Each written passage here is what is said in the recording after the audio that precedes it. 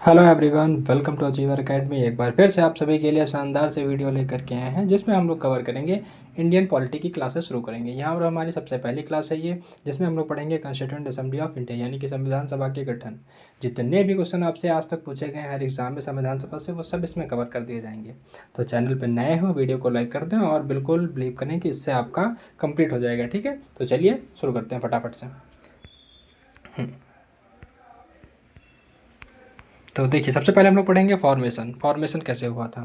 तो डिमांड हुई थी सबसे पहले कॉन्स्टिट्यूशन असेंबली की यानी कि संविधान सभा की डिमांड कब हुई थी? 1935 में हुई थी। किसके द्वारा हुई थी? INC proposed by M N Roy. ठीक है, एम एन रॉय सबसे पहले प्रपोज किया गया था इंडियन नेशनल कांग्रेस के द्वारा। कब? 1935 में। उसके बाद सबसे पहले मांग किसने रखी? M N Roy. 1934 में। ठीक है, ध्यान रहेगा। 1934 में एम एन रॉय ने इसकी मांग की और 1935 में कांग्रेस ने इसे स्वीकार किया। ठीक है, ध्यान रहेगा। आगे चलते हैं। अगला है ब्रिटिश एक्सेप्टेड, मतलब कब जो है ब्रिटिश सरकार ने इसे स्वीकार किया था? तो अगस्त 1940 में। अगस्त 1940 में। ठीक है, अगस्त ऑफर 1940 में इसको एक्सेप्ट किया था। किसने? ब्रिटिश सरकार ने। ठीक है, ध्यान रहेगा। चलते हैं आगे।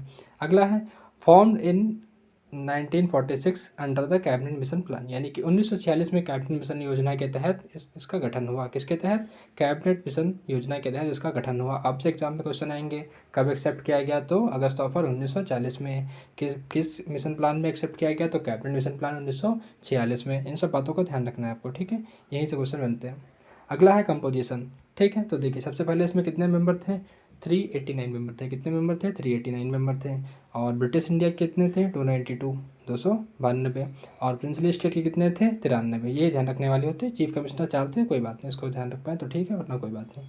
टोटल मेंबर कितने हैं? 389। 389, फिर यहाँ पर 292। प्रिंसली स्टेट के कितने हैं? 93, यानी कि 93। ध्यान रखना इसको। चलिए आगे चलते हैं। कंपोजिशन की बात हो गई, अब देखते हैं विभाजन। ये एक इंपॉर्टेंट पॉइंट ध्यान रखना है कि विभाजन के बाद, मतलब जब पार्टीशन हो गया था इंडिया और पाकिस्तान का, तो मुस्लिम लीग ने अपने विड्रॉ कर लिए थे। उसके बाद जो बचे थे वो कितने बचे थे? 299 मेंबर बचे थे। ठीक है, आगे चलते हैं। Election representation. तो इलेक्शन हुआ कैसे था, यहाँ पर हम लोग जानेंगे कि इलेक्शन हुआ कैसे था, किन किन लोगों ने इसमें वोट किया था और किन्होंने नहीं। तो इनडायरेक्टली इलेक्शन हुआ था। ठीक है, यानी कि लेजिस्लेटिव असेंबली का जो इलेक्शन हुआ था वो इनडायरेक्टली हुआ था। और जो 6 सीटों की जनसंख्या थी वो कैसी थी? पर पर्सन 1/10 लाख, मतलब 10 लाख लोगों पर एक आदमी को रिप्रेजेंटेशन था। ठीक है, इस हिसाब से सीटों को बांटा गया था जनसंख्या के हिसाब से। और टोटल सेशन कितने हुए थे? 11 सेशन हुए थे। कुल सत्र कितने आयोजित हुए थे? 11 सत्र आयोजित किए गए थे। ठीक है, आगे चलते हैं। हाँ, इंपॉर्टेंट बियर्स यानी कि प्रमुख पदाधिकारी, किसके पास कौन सा पद था? तो जो टेम्परेरी चेयरमैन थे यानी कि अस्थायी अध्यक्ष थे, वो हमारे कौन थे? संविधान सभा के अस्थायी अध्यक्ष कौन थे? सच्चिदानंद सिन्हा थे। कौन थे? सच्चिदानंद सिन्हा जी थे। ठीक है, ध्यान रखना इसको। आगे देखते हैं। और प्रेसिडेंट कौन थे संविधान सभा के? तो थे डॉक्टर राजेंद्र प्रसाद। डॉक्टर राजेंद्र प्रसाद जी कौन थे? प्रेसिडेंट थे। आगे देखते हैं। हाँ, वाइस प्रेसिडेंट कौन थे? यानी कि उपाध्यक्ष कौन थे? तो एच सी मुखर्जी। कौन थे? H C Mukherjee. H C Mukherjee. Drafting committee के सभी को पता होता है चेयरमैन कौन थे, यानी कि प्रारूप समिति के चेयरमैन कौन थे? Doctor B R Ambedkar. इनसे एग्जाम में एज इट इज क्वेश्चन आता है कि ड्राफ्टिंग कमेटी का चेयरमैन कौन था? तो डॉक्टर बी आर अम्बेडकर। ध्यान रखना इसका। आगे चलते हैं। कॉन्स्टिट्यूशनल एडवाइजर यानी कि संवैधानिक सलाहकार कौन थे? B N Rao ji. कौन थे? संवैधानिक सलाहकार बी एन राव। ध्यान रखना। ठीक है, इंपॉर्टेंट है, ये सारी चीज़ें इंपॉर्टेंट है, हर एग्जाम में आती हैं। अगर अब तक आपने चैनल को सब्सक्राइब ना किया हो तो ज़रूर कर दें और वीडियो को लाइक भी कर दें। तो देखिए अगला है कि कमेटी के प्रमुख, यानी कि कौन सी कमेटी किसके पास थी, उसका हेड कौन था, ये हम लोग यहाँ पर समझेंगे। तो प्रारूप समिति के अध्यक्ष कौन थे? Doctor B R Ambedkar. कौन थे? Doctor B R Ambedkar ji. अगला है यूनियन पावर, यानी कि संघीय शक्तियाँ किसके अधीन थी? तो उसके अध्यक्ष थे जवाहरलाल नेहरू जी। कौन थे? जवाहरलाल नेहरू। ठीक है, ध्यान रखना इसको। अगला देखते हैं। प्रोविंशियल कॉन्स्टिट्यूशन कमेटी यानी कि प्रांतीय संविधान सभा के अध्यक्ष कौन थे? तो सरदार वल्लभ भाई पटेल। प्रोविंशियल कॉन्स्टिट्यूशन कमेटी, प्रांतीय संविधान के जो अध्यक्ष थे वो थे सरदार पटेल जी। ठीक है, ध्यान रखना इसको। अगला है मौलिक अधिकार और अल्पसंख्यक, कई बार पूछा जा चुका है एग्जाम में, इंपॉर्टेंट क्वेश्चन है। फंडामेंटल राइट और माइनॉरिटी के जो हेड थे, चेयरमैन थे, वो कौन थे? तो सरदार पटेल जी थे। ठीक है, सरदार वल्लभ भाई पटेल। ध्यान रखना इसको। मौलिक अधिकार और अल्पसंख्यक। अगला है rule of procedure. Rule of procedure यानी कि नियमित सीमित समिति किसके अधीन थे? नियम समिति किसके अधीन थी? तो doctor Rajendra Prasad. Doctor Rajendra Prasad. Rule of procedure किसके के चेयरमैन कौन थे? डॉक्टर राजेंद्र प्रसाद जी थे। ध्यान रखना इसको। चलिए अगला देखते हैं।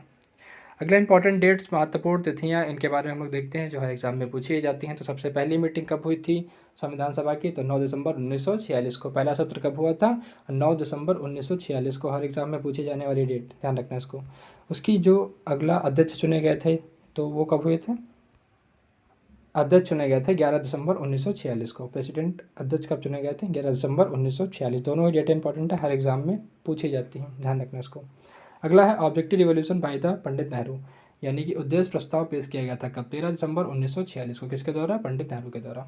13 दिसंबर 1946 को। उसी को एक्सेप्ट करके बाद में प्रियम्बल ऑफ द कॉन्स्टिट्यूशन बना दिया गया, प्रस्तावना। ठीक है।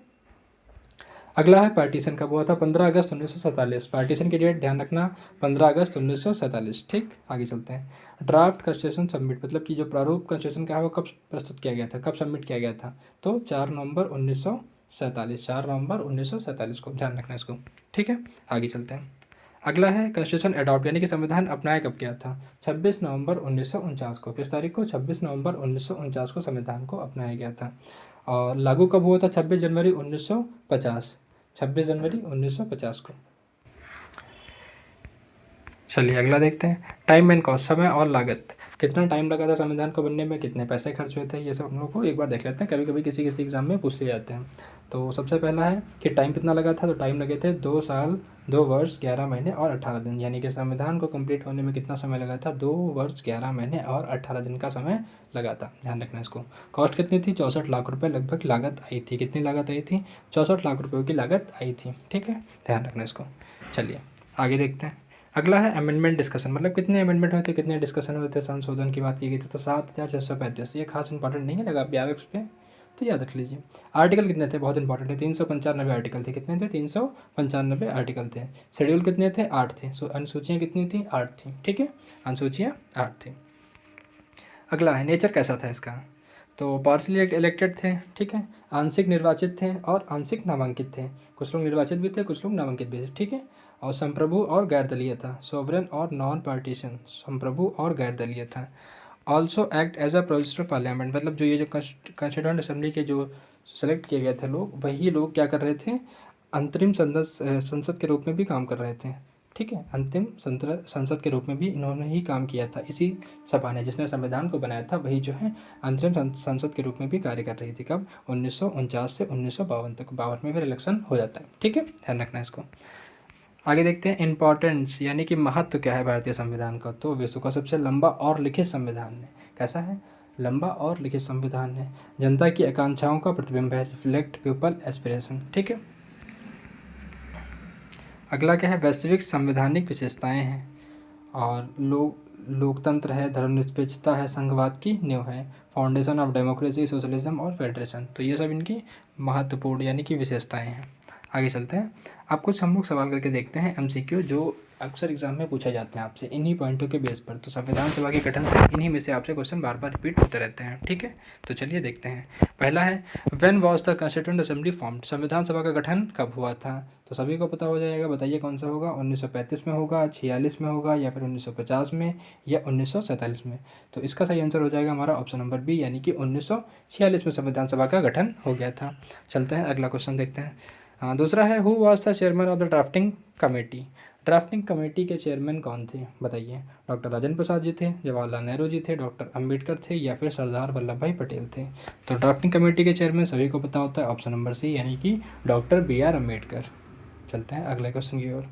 अगला है how many members were there after partition, मतलब पार्टीशन के बाद, विभाजन के बाद कितने सदस्य थे?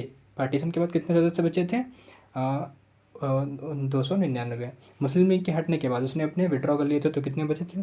299 पार्टीशन के बाद, ध्यान रखना इसको। ठीक है, अगला चलते हैं, देखते हैं। Who moved the objective revolution, उद्देश्य प्रस्ताव किसने पेश किया था? सभी को पता होना चाहिए, अभी पढ़ के आए हम लोग, इंपॉर्टेंट क्वेश्चन है। तो सरदार पटेल जी ने, डॉक्टर राजेंद्र प्रसाद जी ने, जवाहरलाल नेहरू ने, या फिर एम एन रॉय ने। इसका सही आंसर बताइए कौन सा हो जाएगा? सरदार पटेल, डॉक्टर राजेंद्र प्रसाद, जवाहरलाल नेहरू, या फिर एम एन रॉय। तो इसका सही आंसर हो जाएगा जवाहरलाल नेहरू। ठीक है, ऑब्जेक्टिव रिवोल्यूशन जवाहरलाल नेहरू जी ने पेश किया था। उसी को बाद में एक्सेप्ट करके प्रियम्बल ऑफ द कॉन्स्टिट्यूशन, या फिर या हम कह सकते हैं कि प्रस्तावना ऑफ संविधान, वही है। ठीक है, आगे चलते हैं। अगला क्वेश्चन है हमारा, संविधान को पूरा करने में कितना समय लगा था, बताइए कितना समय लगा था? तो ऑप्शन नंबर बी 2 साल 11 महीने और 18 दिन लगे थे। ध्यान रहेगा, क्लियर। आगे चलते हैं। अगला क्वेश्चन है, संविधान सभा के संवैधानिक सलाहकार कौन थे?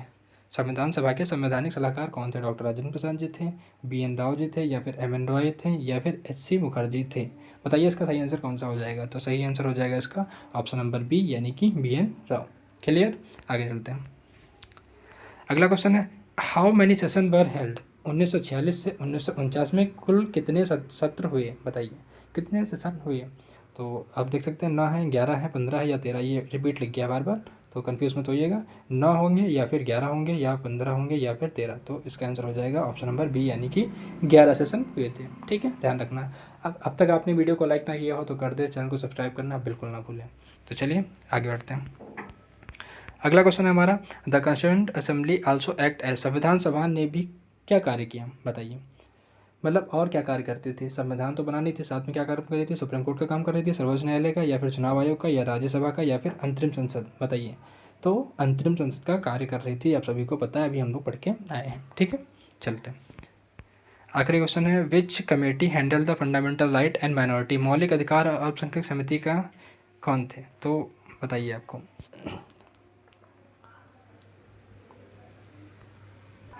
मौलिक अधिकार और अल्पसंख्यक समिति कौन थी? बताना है आपको कि विच committee handle the fundamental right और माइनॉरिटी। ड्राफ्टिंग कमेटी तो कॉन्स्टिट्यूशन, और एडवाइजरी कमेटी हो जाएगी सलाहकार समिति, या फिर राज्यों की समिति, या फिर संचालन समिति स्टीयरिंग कमेटी? बताइए इसका सही आंसर हो जाएगा सलाहकार समिति यानी कि ऑप्शन नंबर बी वाला। आगे चलते हैं। When was the constitution imposed? संविधान कब लागू हुआ? 26 नवंबर 1949 को, 15 अगस्त 1947 को, या फिर 26 जनवरी 1950 को, या फिर डी वाला 1 जनवरी 1950 को? तो इसका सही आंसर हो जाएगा ऑप्शन नंबर ए 26 नवंबर 1949 को। क्लियर, ध्यान रखना इसको। सॉरी, यहाँ पर इसका आंसर होगा सी वाला। यहाँ 26 जो नवंबर 1949 है उसको बन के तैयार हुआ था। लागू कब हुआ था? तो 26 जनवरी 1950 को। ध्यान रखना, इस पर थोड़ा सा कन्फ्यूजन हो गई थी, यहाँ पर ध्यान रखना। तो यहाँ तो ये थे हमारे इंपॉर्टेंट क्वेश्चंस जो हमने कवर कर लिया। वीडियो पसंद आई हो तो लाइक करिए और चैनल को सब्सक्राइब करना बिल्कुल मत भूलिएगा।